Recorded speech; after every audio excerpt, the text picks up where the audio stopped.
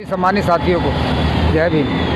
साथियों, आज हम पहुंचे हैं अलीपुर 26 अलीपुर रोड, जहां डॉक्टर अंबेडकर राष्ट्रीय स्मारक है। और साथियों, आज यहां से एक बहुत ही बड़े अपने एक मिशन की शुरुआत शुरू हुई है। ये इनका दूसरा चरण है। आइए साथियों, मिलवाते हैं हम आपको समान शिक्षा मिशन के दो जाबाज सिपाहियों से। और उनसे मिलवाने से पहले मैं आपको एक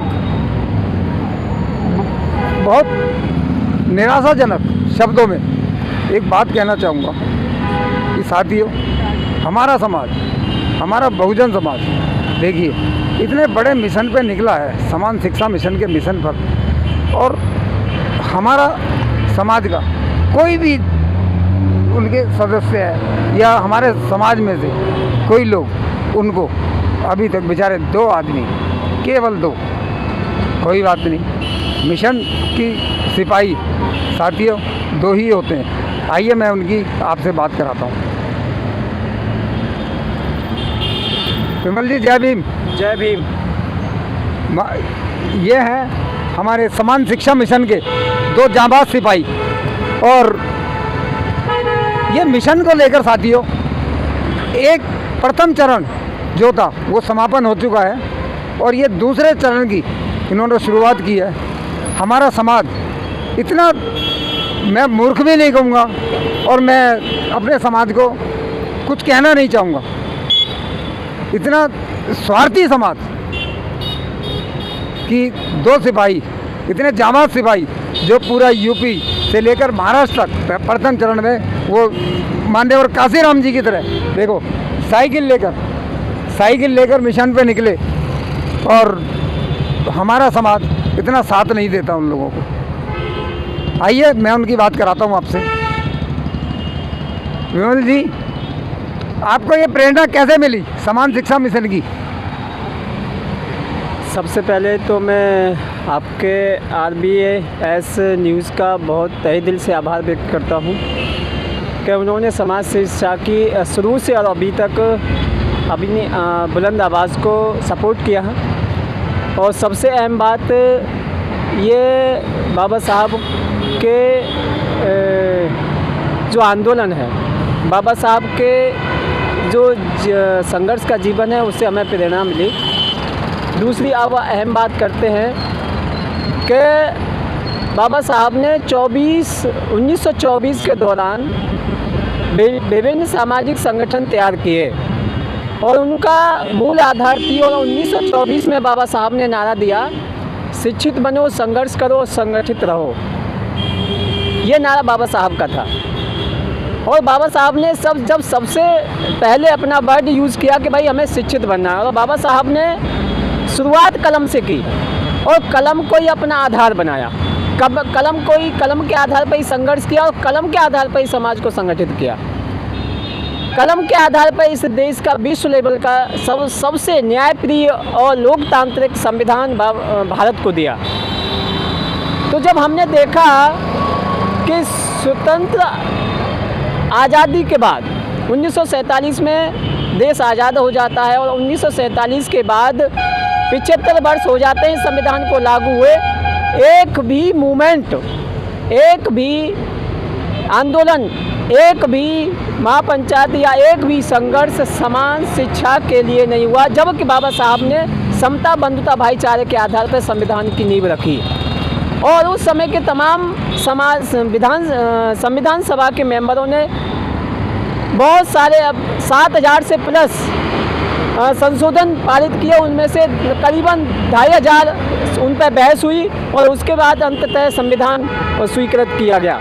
लेकिन जब ऐसी बात निकल के आती है तो हम देखते हैं कि जब शिक्षा पर ही पूरी बुनियाद व्यक्ति की टिकी हुई है, जब जिस देश में बेहतर शिक्षा होती है, बेहतर चिकित्सा होती है, तो स्वस्थ मस्तिष्क में बेहतर शिक्षा का निवास करते हैं, स्वस्थ इंसान निवास करता है।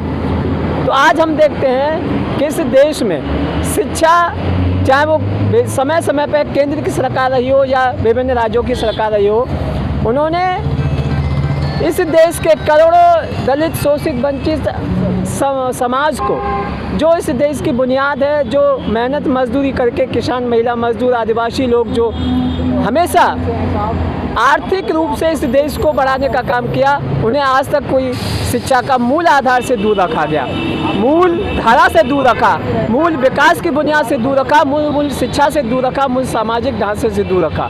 और आज इसी यही कारण है कि देश में तमाम लोगों पर जाति जुल्म, शोषण, अत्याचार हो रहा है। और 29 सितंबर से जब ये समान शिक्षा का बिगुल बजा, उसके बाद 17 अक्टूबर जो बाबा साहब गोलमेज सम्मेलन में जाते हैं 1900 में, तो उसके बाद फिर 1932 में, उसके बाद 17 सितंबर से 17 अक्टूबर से हमने समान शिक्षा का प्रथम चरण मथुरा से चालू किया और 8 स्टेटों को पार करते हुए लगभग 4787 किलोमीटर का प्रथम चरण इसी 26 अलीपुर रोड 25 जनवरी को समापन हुआ। उसके बाद विभिन्न क्षेत्रों में जनसभा संबोधित करते हुए आज 29 अप्रैल को इस समान शिक्षा संघर्ष यात्रा का दूसरा चरण स्टार्ट होता है और दिल्ली के 26 अलीपुर रोड से ये बोधगया बिहार के लिए प्रस्थान करेगा। और समान शिक्षा की, जैसे कि हम नारा देते हैं, संघर्ष से समझौता नहीं होगा, संघर्ष जारी रहेगा। हम मजदूर के बेटे हो सकते हैं, मजदूर समाज से बिलोंग कर सकते हैं, लेकिन मजबूर नहीं है, कमज़ोर नहीं है, ना डरेंगे ना झुकेंगे और संघर्ष करते रहेंगे। ये सबसे बड़ी अहम बात यह है कि आज समाज के लोगों को सोचने की ज़रूरत है कि इस देश में जब समान शिक्षा, जब बाबा साहब ने संविधान अधिकार दिया, शिक्षा का अधिकार हमें संवैधानिक अधिकार मिला हुआ है, तो आज इस देश में दोहरी शिक्षा नीति क्यों चलाई जा रही है, दोहरी प्रशिक्षण व्यवस्था क्यों चलाई जा रही है। अब आज हम देखते हैं कि ऐसा कोई एग्ज़ाम, चाहे वो नेशनल लेवल का एग्ज़ाम हो, चाहे वो स्टेट लेवल का एग्ज़ाम हो, कोई भी बिना पेपर आउट के संपन्न नहीं होता। तो ये बड़ा ही चिंता का विषय है और समान शिक्षा इस विषय की मांग करती है कि इस देश में एक देश एक पॉलिसी पर देश के प्रधानमंत्री काम कर रहे हैं, तो हमारी मांग है कि इस देश में 1 नेशन 1 इलेक्शन, समान शिक्षा लागू हो, ऐसी हमारी मांग है। आपका प्रथम चरण समापन यहीं हुआ था जी, और उसके बाद आपने समान शिक्षा मिशन में जंतर मंतर पे एक बड़ा आंदोलन भी रखा जी, हमने वो आंदोलन भी आपका कवर किया जी। मगर मान्यवर ये हमारे बहुजन समाज के अंदर क्या ये शिक्षा का अलग जग नहीं पा रहा है, या लोग भ्रमित हैं, या हम समझ नहीं पा रहे हैं? देखो, आज अगर इस बात की हम बात करें कि समाज जागृत नहीं है या समाज जगा हुआ नहीं है या समाज समझ नहीं पा रहा है, हम देखते हैं कि बड़े बड़े नेशनल लेवल के लीडर्स और बड़े बड़े नेशनल लेवल के संगठन या पार्टी वो केवल कहते हैं कि हम समाज के हित में काम कर रहे हैं। हम विचार करते हैं कि जब सभी लोग बाबा साहब का मिशन चला रहे हैं, बाबा साहब का नाम ले रहे हैं, बाबा साहब के विचारों की बात करते हैं, तो आप सभी बाबा साहब की बातों का काम करते हैं। तो बाबा साहब ने सबसे पहले बात रखी कि इस देश में समान शिक्षा हो, इस देश में शिक्षा के लिए काम हो। तो एक भी पार्टी और संगठन पिछले 3.5-4 महीने में हमने यात्रा चालू की, उसके बाद कोई संगठन संपर्क में नहीं आया। और आज पुनः ये फिर समान शिक्षा की लगातार जन क्रांति के रूप में हमने पंपलेट और मीडिया, आप जैसे बंधुओं के साथ हमने मीडिया से वार्ता की, लेकिन एक भी संगठन समान शिक्षा के संपर्क में या हमसे कोई पहल नहीं की कि भाई ये अच्छा मिशन है और बाबा साहब का मिशन है, हम आपको सपोर्ट करते हैं। एक भी दुर्भाग्य ये है कि हम बाबा साहब की बात तो करते हैं, लेकिन बाबा साहब ने क्या चाहते थे इस पर कभी विचार नहीं किया। जंतर मंतर पे हमने देखा काफ़ी संगठन, बहुत संगठन थे आपके साथ में जी। अभी आपको हम नज़र आ रहा है कि एक भी संगठन, यहाँ मेरे को लगता है कि राष्ट्रीय भीम संघ के सिवा कोई संगठन आपका यहाँ दिखाई नहीं दे रहा। दिल्ली के जो भी संगठन है, जैसे कि राष्ट्रीय भीम संघ जो संघ है, वो काफ़ी शिक्षा में हमें सपोर्ट करते हैं। और दूसरा ओबीसी महासभा, जिन्होंने 28 जो अप्रैल मार्च थी, जिस पर जंतर मंतर पर जो अधिवेशन था, उसमें उन्होंने अहम भूमिका हमारे साथ निभाई और हम उनका सभी का आभार व्यक्त करते हैं। अभी क्या है कि हमें राजनीति करने के साथ साथ रणनीति पे भी काम करना पड़ेगा। जब तक इस देश का फौजी को जब हम ट्रेनिंग कर दे, बिना ट्रेनिंग के अगर वहाँ भेज देंगे तो अनट्रेंड व्यक्ति या अनट्रेंड समाज सेवी या अनट्रेंड नेता एक्सीडेंट करेगा, और एक्सीडेंट में क्या होता है ये आप खुद जानते हैं, लॉस होता है। और आज हम जो भी मिशन मूवमेंट लेकर के चल रहे हैं उसमें हमें ज़रूरत है समाज के उन बुद्धिजीवियों से के साथ बैठ करके युवा वर्ग को ट्रेंड करने की, उनको बहुजन मिशन की जो बाबा साहब चाहते क्या थे। ये सब कहते हैं कि बाबा साहब ये कहते थे, बाबा साहब वो कहते हैं, लेकिन ये कोई नहीं कहता कि बाबा साहब चाहते क्या थे, बाबा साहब की उम्मीद क्या थी, इस देश को क्या कैसा बनाना चाहते थे। लेकिन आज ये जाति धर्म हिंदू मुस्लिम के बिहार पे युवाओं को भड़काया जाता है और वहाँ मूल विचारधारा से और मूल उद्देश्यों से भटकाया जाता है।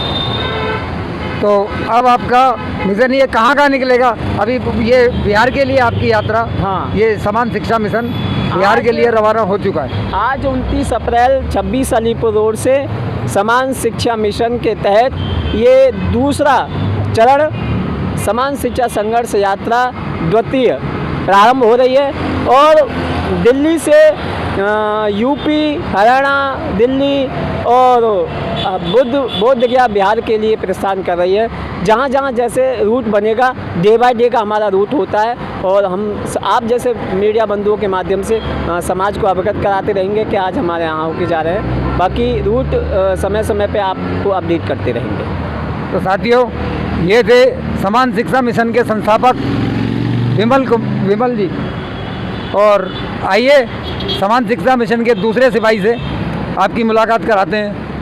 राजेश जी, जय भीम। मान्यवर, प्रथम चरण में आप कहाँ गए? देखिए, प्रथम चरण हमारा तारसी अंबेडकर पार्क मथुरा से निकलकर मऊ, नागपुर, भीमा कोरेगाम, औरंगा, एलोरा, बड़ोदरा, दादर, तलेगाम, कोटा, बूंदी, जयपुर, उदयपुर, धौलपुर, भीलवाड़ा, कोसी, छाता, फरीदाबाद, दिल्ली, 26 अलीपुर आए। और द्वितीय चरण इसी 26 अलीपुर रोड से बोध गया, जो विशाल विश्व धरोहर जो देश को पहचान देता है, बोध गया, बौद्ध की धरती, वहाँ के लिए प्रस्थान करेंगे। ये वाराणसी होते हुए निकलेंगे हम लोग, जहाँ बौद्ध को शिक्षा प्राप्त हुई।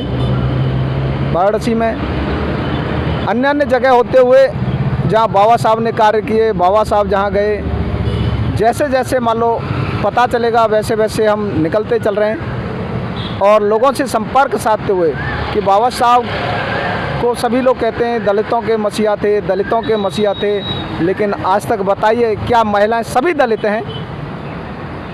क्या महिलाओं की गिनती दलितों में गिनी जाती है? तो मैं कहना चाहूँगा कि ये लोग हमारे नेता हों या सामाजिक नेता सही या राजनेता सही, सभी लोगों ने बाबा साहब को बेच के खाया है।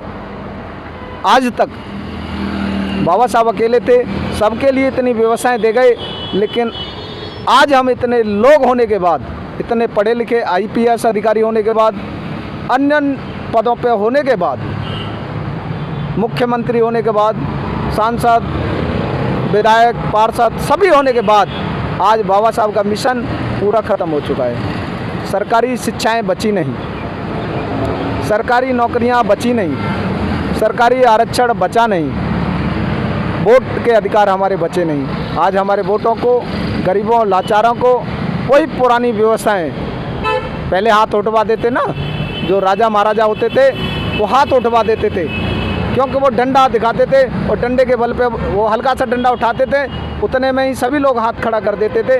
आज वही हिसाब है कि हल्का सा पौआ पिलाया और लोगों को वोट देना पड़ता है। साथियों, ये थे समान शिक्षा मिशन के दो जांबाज सिपाही, और मैं अपने चैनल के माध्यम से, बहुजन इतिहास चैनल के माध्यम से, सभी बोध गया के रास्ते में जितने भी गांव, जितने भी शहर, जितने भी सामाजिक संगठन हैं, जितने भी राजनीतिक संगठन हैं, सभी से निवेदन करना चाहूँगा कि इनको देखो, ये कहीं भी आपको नज़र आए, इनकी दो साइकिलें आपको कहीं भी नज़र आए, मोबाइल नंबर इनका ज़्यादा से ज़्यादा साथियों सहयोग कीजिए और कम से कम ज़्यादा से ज़्यादा जितना सहयोग करना चाहें। इनके पास कोई अपनी ज़मीन नहीं, कोई जायदाद नहीं, ये केवल एक मिशन पर निकले हुए साथियों। और वो मिशन ऐसा नहीं है कि ये अकेले अपने लिए कर रहे हैं, पूरे समाज के लिए, पूरे भारत के लिए वो मिशन है समान शिक्षा का। इनका मिशन है जो सरकारी स्कूलों में पढ़ेगा वही सरकारी नौकरी में करेगा। ऐसा कोई नहीं कि लोग विदेशों से पढ़ कर सब आएँ और अपने भारत में सरकारी बड़े बड़े ओहदों पर आकर बैठ जाएं और फिर हमारे बहुजन समाज को, हमारे पूरे समाज को भ्रमित कर बस केवल बस धन कमाने की एक लालसा से वो अपना वो करें। तो ये है साथियों, मैं फिर एक बार आपसे सभी से निवेदन करता हूँ कि मैं इनका मोबाइल नंबर देता हूँ, आप अपना मोबाइल नंबर खुद ही बताइए। मोबाइल नंबर है हमारा 9690659047 दूसरा है 7065673762 70 65 67 37 62 96 90 65 90 47 साथियों, नंबर है हमारे। ज़्यादा से ज़्यादा इनको आप सपोर्ट कीजिए क्योंकि ये हमारे बच्चों के मिशन पे निकले हुए हैं और बहुत एक महान इनका जो मिशन है। तो साथियों, मैं सबको बस यही कहना चाहूँगा अपने बहुजन इतिहास RBS न्यूज़ के चैनल के माध्यम से कि आप ज़्यादा से ज़्यादा इन लोगों को सहयोग करें।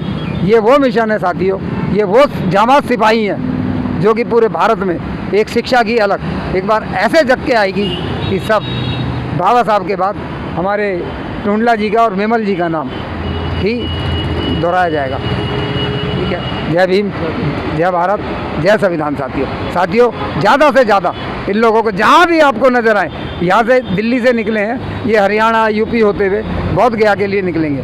सभी साथियों से मेरा निवेदन है, फिर एक बार मैं आपसे निवेदन करता हूँ कि ये जहाँ भी जाएँ, समाज, बहुजन समाज और भी जितने सामाजिक संगठन हैं, सब इनको ज़्यादा से ज़्यादा साथियों सहयोग करें।